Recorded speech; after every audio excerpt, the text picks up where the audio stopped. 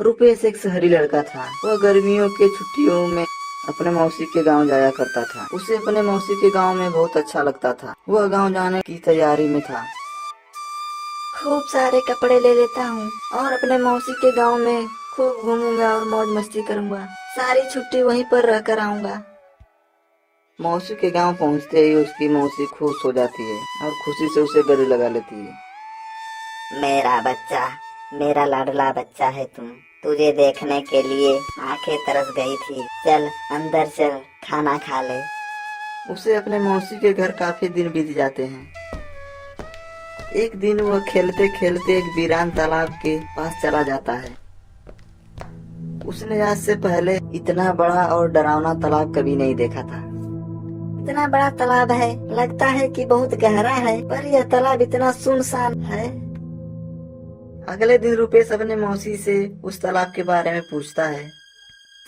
वो जो घर के बगल में तालाब है वो इतना अजीब क्यों है? वहाँ लोग आते जाते भी नहीं हैं। तुम उस तालाब के पास क्यों गए थे बेटा? कितनी बार समझाई हूँ, बिना पूछे इधर उधर मत जाया करो। उस तालाब के पास तो बिल्कुल मत जाया करो। पर उस तालाब में पानी क्यों नहीं रहता है? तालाब बेटा शरापित है। वहाँ कई साल पहले डरावनी चुड़ैल रहती थी। पूरे गांव में उसका डर फैला हुआ था। सब डरते थे उससे। अच्छा, क्या किया था उस चुड़ैल ने? अरे वह रात को लोगों के बच्चे को चुरा कर तालाब में डाल देती है। अलग अलग तरीके से गांव वालों को सताती है। तुम उस तालाब के पास कभी मत जाना। रुपेश पूरी रात उस चुड़ैल के बारे में सोचता है। अगले दिन वह अपने दोस्तों के साथ खेल रहा होता है तो उसके दोस्त उसे बताते हैं। रुपेश भाई, तुम्हें पता है उस शराबित तालाब के बारे में? हाँ, थोड़ा बहुत मौसी ने वहाँ जाने से मना किया है। लोग कहते हैं कि वहाँ चुड़ैल रहती है, बहुत डरावनी चुड़ैल। तुम जानते हो उसके बारे में? हाँ, मेरे पापा ने देखा भी है और अमावस्या की रात को पूरे गांव में घूमती है। उस रात को कोई भी बाहर नहीं निकलता है। रुपेश कुछ नहीं समझ पाता है और उसके मन में कई सवाल चल रहे होते हैं। वह तालाब के बारे में और जानना चाहता है, पर मौसी ने वहाँ जाने से मना किया था।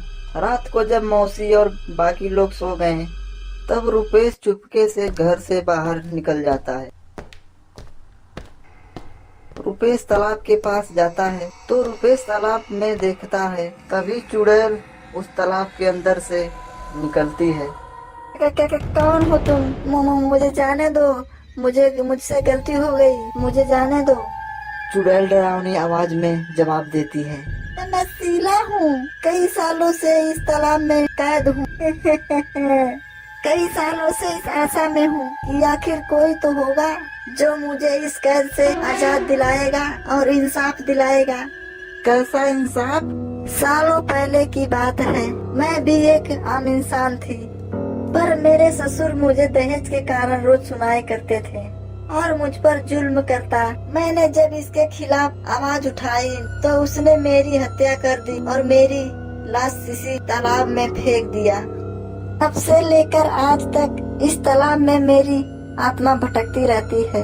मैं रोज लोगों से रो रो कर इंसाफ की भीख मांगती हूँ, मगर लोग मुझे शराब समझते हैं, मुझसे डरते हैं।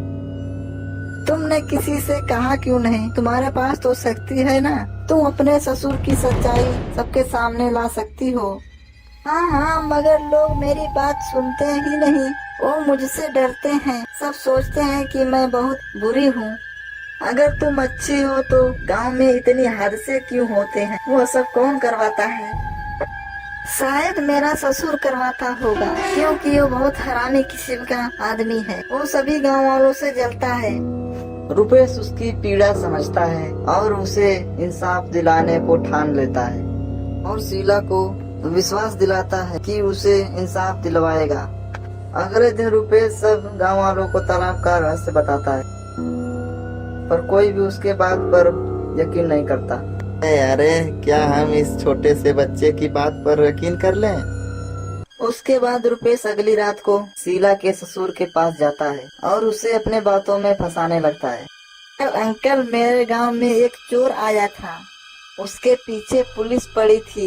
उसके पास बहुत सारा सोना था। वह गांव के बगल में तालाब के पास सारा सोना छुपा दिया है।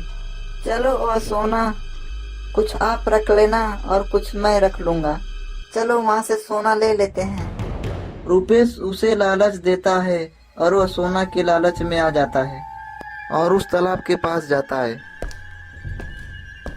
तभी उसके सामने चुड़ैल आ जाती है। अरे अरे चुड़ैल, अरे बाप रे बाप, इस सोना में चुड़ैल कैसे आ गई? नहीं पहचान रहे हो जी, मैं वही शीला हूँ, इसे तुमने दहेज की वजह से मार दिया था। मुझे माफ कर दो, मुझे छोड़ दो, मुझसे गलती हो गई। और चुड़ैल ने एक ना सुनी और बहुत बेरहमी से मार देती है और वह वहाँ से हमेशा के लिए गायब हो जाती है और पूरा गांव खुशी खुशी रहने लगता है।